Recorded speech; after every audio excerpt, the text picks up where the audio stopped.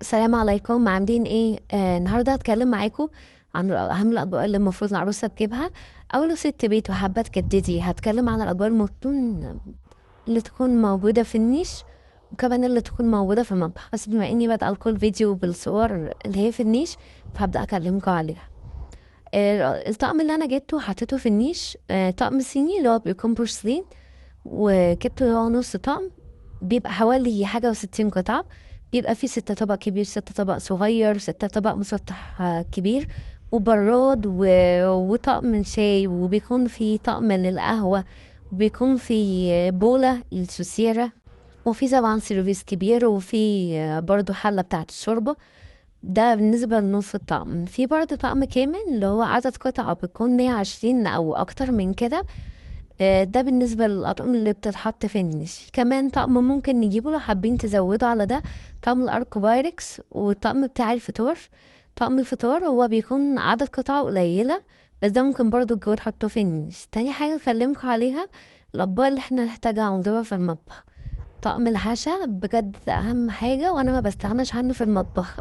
بس أنا بحب البورسلين، محبش الإزاز أو الأركوبايركس، ولا الميلامين برضو. الأطقم اللي انتي ممكن تجيبيها وتحطيها في المطبخ عندك كاستخدام، ممكن تجيبي الأطقم لامين، بيكون في منها أشكال كتير. والأركوبال ممكن تجيبي برضه، ده بيكون استخدام يومي، بيتحط في غسالة الأطباق وبيتحط في الميكروويف. بصراحة من أكتر الحاجات العملية اللي ممكن تجيبوها. بس أنا ساعة ما كنت بشتري ملقتش طقم الأركوبال، الرسومات اللي عليه كانت ذوقها عجبني، وأنا كنت مزنوقة جدا في الوقت، فما عرفتش اشتريه للاسف وقتها. بس اشتريت بداله اطباق كده فرداني. زي ما قلت لكم انا ما بحبش الخامات التانية، فجبت كل حاجه بورسلين وصيني. زي ما انتم شايفين الاطباق في المطبقيه دي، المطبقيه بتاعت الاستخدام اليومي، والاطباق اللي فيها دي كلها بستخدمها. عايزه اقول لكم حاجه كمان، ما تخلوش اي فيديو بتشوفوه ان هو ياثر على تفكيركم.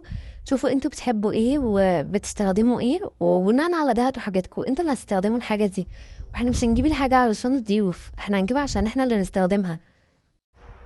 شو ده هوريكوا اول واهم حاجه. بصراحه ده يعتبر الجوكر عندي في المطبخ، انا بستخدمه ما بستغناش عنه. هو طقم كان، كل طبق من دول كان فيه ست قطع. الطقم ده كان فتحي محمود. وكنت جايباه من رنين، بس الكلام ده اعتقد ده قاله سنتين. كان في حدود 1000 جنيه. ستة طبق صغير، وستة طبق كبير، ست طبق غرف، وستة طبق المسطح ده. بصراحة من التلاتة بستخدمهم، ومفيد بصراحة جدا ليا. انا ما عنديش غسالة اطباق، بس هو بيدخل الميكرويف ما شاء الله لا قوة الا بالله، والرسمة اللي عليه ما غيرتش. فبالنسبة لي الصراحة، وتنظيفه طبعا سهل جدا، فبالنسبة لي ده يعني حلو جدا جدا. ولو رجع بيا الزمن كنت ممكن اجيب طقمين عشاء عشان الاطباق تبقى عندي في المطبخ كلها شكل واحد. بدل ما مثلا كل قطعة عندي منها ستة، لا يكون كل قطعة عندي 12، ويكون ده الاستخدام اليومي بتاعي. كل حاجة عرفتها وانا بشتري الطقم بتاعي. هو البياع اللي قال لي يعني هو الطبق البورسلين عشان تعرفي هو جودته كويسة ولا لا، امسكي الطبق وارفعيه على النور وحطي ايديكي وراه. لو شفتي ايديكي وراه ان هو كده مش مصمت، يكون انت شايفة الخيال بتاع ايدك ده، كده يكون الجودة بتاعته كويسة. كمان عايزة اكمل لكم بقية الاطباق. انا عندي في المطبخ الاطباق اللي بحتاجها، الطبق بتاع البيتزا ده، والطبق كمان اللي قبليه الطبق ده بتاع السلطات. بصراحة انا بستخدمه في كل حاجة، وبغرف فيه محشي وكذا حاجة بصراحة. بصوا والاطباق دي انا كنت جايبه منهم ستة، وميت ان اتلي زي ما انتم شايفين.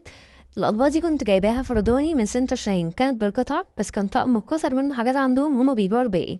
ده كمان من سنتر برضو شاهين، بيعملوا مهرجانات كده ايام، بيبقى على البورسلين والصيني، بيبقى حاجات بالكيلو. فالاطباق دي انا كنت مختاراها، وده كمان من هناك. اختصاص الاطباق الفرداني زي ما انا حابه ان انا استخدمه، ما انا اخترت ده عشان شبه اللي بيكون في المطاعم شويه، فكان عاجبني. ده كمان كان من هناك. معظم الاطباق اللي كانت موجوده عندهم دي كانت بالكيلو، مفيش غير بس الطبق اللي هو كان على الطرف بتاعه جولد، هو ده اللي كان موجود عندهم بيتباع بالقطع. بس ان شاء الله اكون فدتكم، واستنوني في فيديوهات جايه كتير.